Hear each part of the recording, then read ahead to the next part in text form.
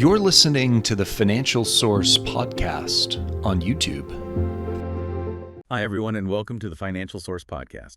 Today, global markets are really hanging precariously in the balance. It feels like we're caught between domestic inflation pressures and these mounting international conflicts. Right, and the central tension, I think, for this session is the impending US Consumer Price Index release. It's going to either confirm that price pressures are easing or, reinforce those market fears of a higher for longer interest rate world. But the macro story is being so heavily influenced by what's happening with oil. Surging prices driven by, fresh drone attacks near the Black Sea, and this really escalating rhetoric around Iran. So we're going to break down the sharp market responses. We'll examine why the Japanese yen is under so much pressure. It briefly topped 159, and how gold just saw a surge to fresh all-time highs. And we'll also guide you through how these renewed trade threats, things like U.S. tariff warnings against countries dealing with Tehran, are just completely resetting the global trade playbook.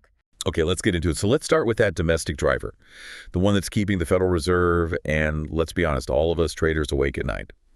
Inflation. We're holding our breath for the CPI data, and right now the U.S. dollar is just trading sideways. It reflects this intense caution. What are we specifically looking for in this print that creates such asymmetric risk? Well, the caution, it really stems from the overwhelming fear of sticky inflation. Investors aren't worried that core inflation is going to soar dramatically. They're worried about it simply not moving down. Yeah. The consensus is looking for, a modest increase month over month. But if that number comes in even slightly hotter than expected, it validates the entire idea that we are structurally stuck in a higher for longer regime. And when we talk about those sticky components, we're not just talking about volatile things like gas or food anymore, are we? Yeah. We're talking about the deep structural elements the Fed really has its eye on. Exactly. The focus is squarely on services inflation and, crucially, shelter costs. Look at owner's equivalent rent, or OER. This is a massive component of the index, and despite what we see in, say, real-time housing data or new rental contracts, OER tends to lag significantly. Right. So if that OER component proves resilient, if it shows strong year-over-year gains, it becomes almost impossible for the headline CPI to moderate enough to give the Fed cover for any rate cuts. That persistence in services is the thorniest issue. So the market is basically bracing for a potential negative surprise. Strong shelter data, which would send the dollar higher, and risk assets tumbling, because it just immediately prices out any hope for near-term rate reductions. It creates that asymmetric risk you mentioned. The downside, a significantly weaker CPI, is limited because the Fed is still so cautious. But the upside risk, hotter CPI, has massive implications. It would confirm that tight labor markets and entrenched service prices are winning the battle against monetary policy. Meaning rates stay restrictive deep into the cycle. Yes.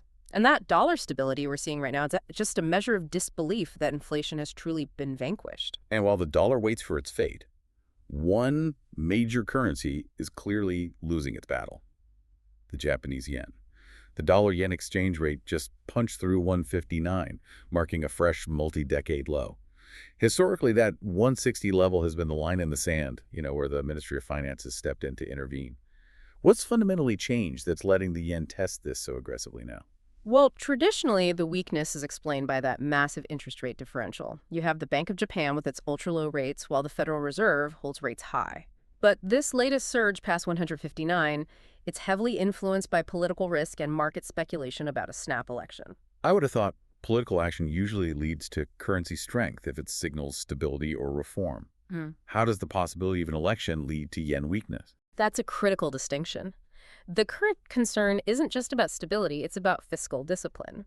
The market is reading the potential for a snap election as a strong possibility for the ruling party, the Liberal Democratic Party, to secure a reinforced mandate. Okay. And a reinforced mandate, well, that opens the door to greater expansionary fiscal policy, more spending, more debt issuance, and potentially less focus on balancing the budget. So political stability is actually perceived as leading to fiscal irresponsibility. Yeah. And that erodes confidence in the currency, no matter what the Bank of Japan is doing. Exactly. When you combine that fear of a wider fiscal deficit with the already gigantic interest rate gap, which makes the yen the cheapest currency to borrow in globally, you get immense pressure from the carry trade. Of course. Global speculators borrow cheap yen, convert it to dollars or euros, and just earn that substantial rate differential. As long as Tokyo signals little appetite for real intervention, those speculators will keep pushing the dollar against the yen toward 160.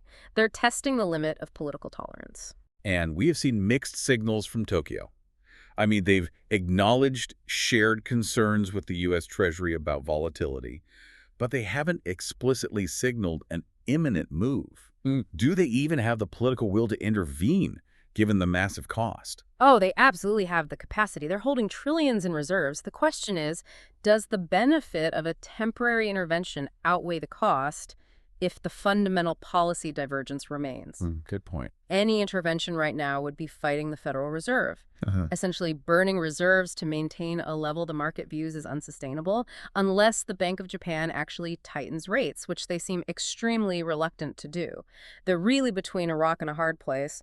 They are talking the talk to slow the pace, but the market is demanding they walk the walk. Which requires a fundamental policy shift. That is a phenomenal setup for risk. But the macro data risk is now being overshadowed by hard geopolitical reality. Let's pivot sharply to commodities, where risk premiums are just spiking across the board. Oil prices are sharply higher, and there seem to be two distinct, immediate sources of concern driving this. What are the catalysts today? The immediate catalyst is the kinetic risk. The actual physical threat to infrastructure.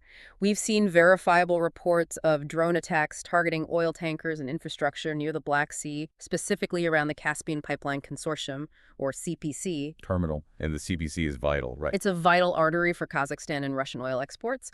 So while we haven't confirmed widespread, lasting supply disruption yet, the mere fact that key energy logistics are being successfully targeted, it forces the market to immediately price in a higher risk premium for every single barrel shipped out of that region. It's that constant reminder that supply chains are weapons and oil prices are inherently vulnerable to conflict. And the second catalyst, the Iranian escalation, that feels much more structural, much more long-term, doesn't it? It does. Crude oil, both Brent and West Texas Intermediate, pushed higher on reports suggesting some very high-level U.S. discussions about military or covert options against Iran. When you move from diplomatic threats to the reported consideration of kinetic action, the market shifts into crisis mode. Because it's not just about Iranian supply anymore. No. This suggests a potential disruption to the flow through critical choke points like the Strait of Hormuz. That threat alone has added several dollars back onto the price of crude. This anxiety over global stability, it's reflected clearest in precious metals. Gold just surged to fresh all-time highs. It topped out momentarily near $24.50 an ounce before pulling back a little today.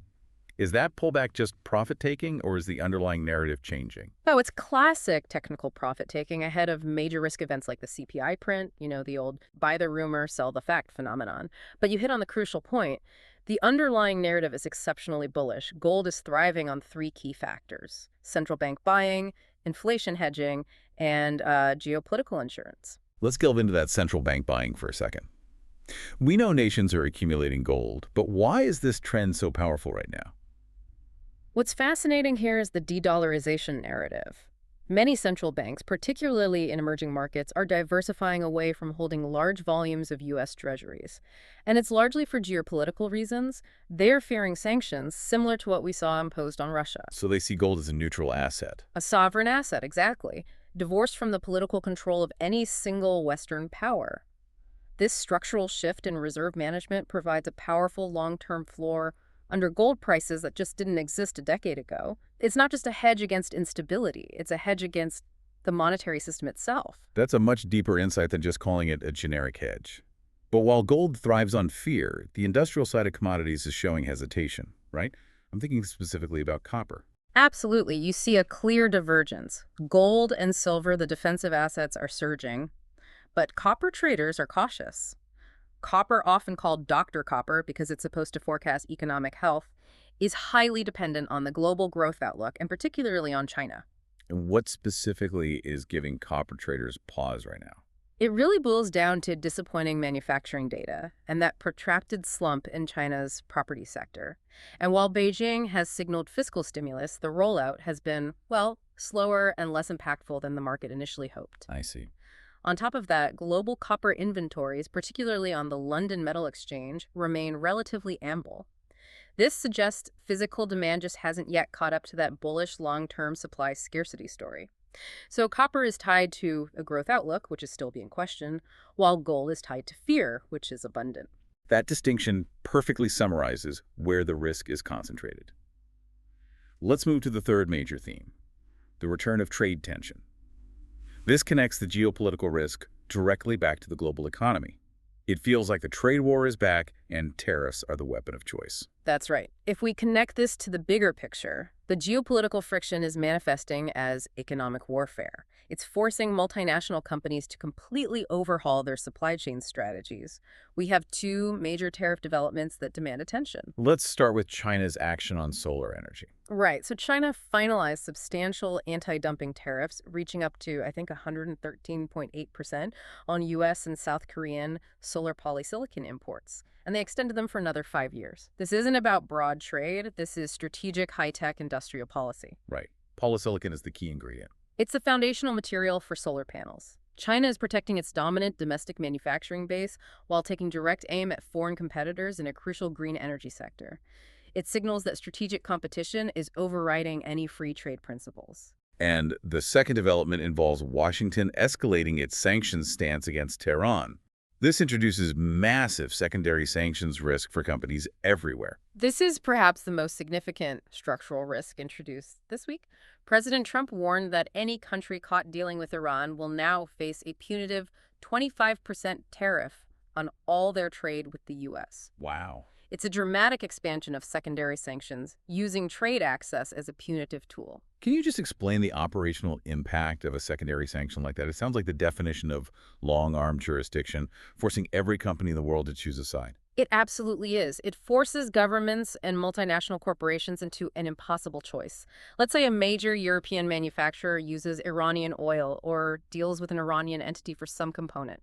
If that manufacturer exports finished goods to the United States, they risk having a 25% tariff applied to everything they send to the American market. The legal compliance costs, the due diligence required, the sheer financial risk is enormous. It's a mechanism designed to choke off Iran's economic lifelines. By making business partners too risky to deal with globally. And that kind of economic ultimatum surely generates pushback, especially from major trading partners. It does. China has already publicly voiced strong opposition.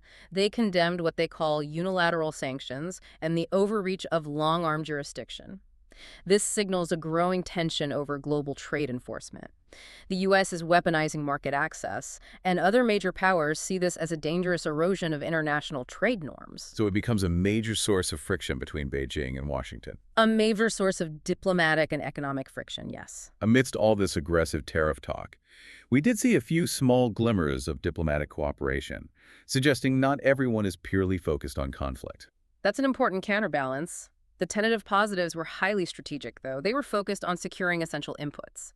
Taiwanese officials achieved a partial consensus with the U.S. on a trade deal, but more revealingly, Japan and the U.S. are discussing how to secure supply chains for rare earth minerals. What does that rare earth discussion specifically entail? Is it just about securing supply, or is there something deeper? It goes deeper. The discussions involve potential price floors for these strategic materials. Price floors. Yes.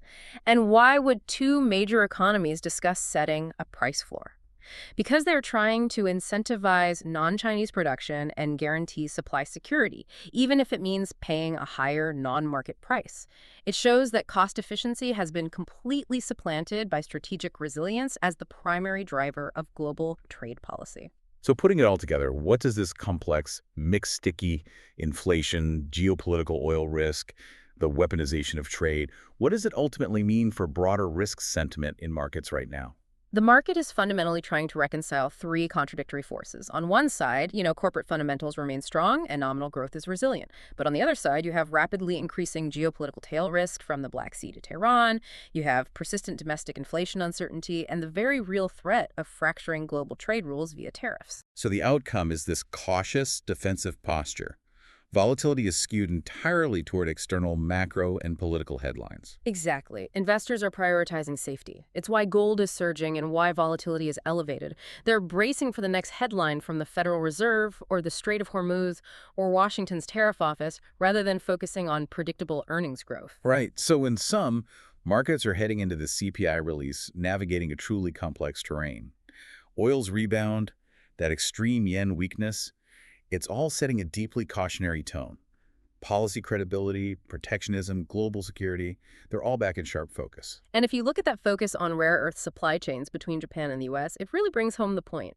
The global economy is no longer just about optimizing for cost efficiency, it's entirely about securing strategic control and supply dominance regardless of the price. That politicization of essential resources, like rare earth minerals, might just be the single biggest theme that lasts far beyond this current CPI cycle, defining a new kind of economic Cold War. That brings us to the end of today's deep dive into this complex mix of inflation risk, geopolitical escalation, and renewed trade uncertainty. We appreciate you tuning in to analyze these crucial shifts in global finance with us. Join us again next time for more essential analysis on the Financial Source podcast.